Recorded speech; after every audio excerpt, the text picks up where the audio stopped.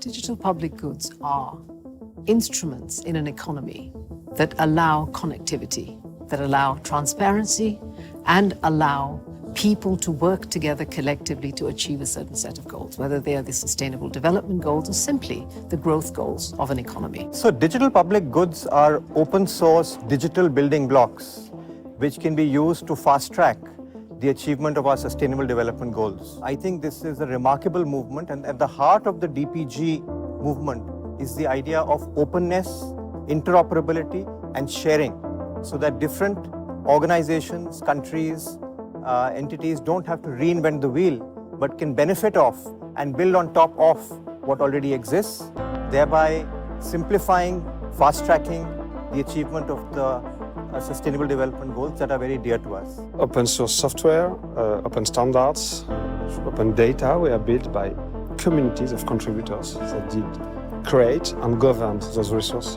And the benefits are enormous because first it did launch this movement of innovation, this digital revolution, and it did empower the people because no one can expropriate you, nor change the price, nor take the control, because you cannot build a monopoly on what we call in France digital commons. But what it means to be a digital public good is that no one owns them. They're available, freely available to all to use, and they are shareable. And this is why it's so important, because what we see is that countries around the world are trying to solve the same problems.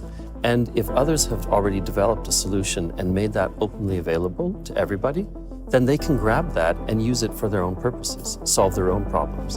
And this is why we're so excited about this, because they become building blocks for countries to work on their digital public infrastructures. For these goods to operate successfully and optimally, you do need the digital public infrastructure as well.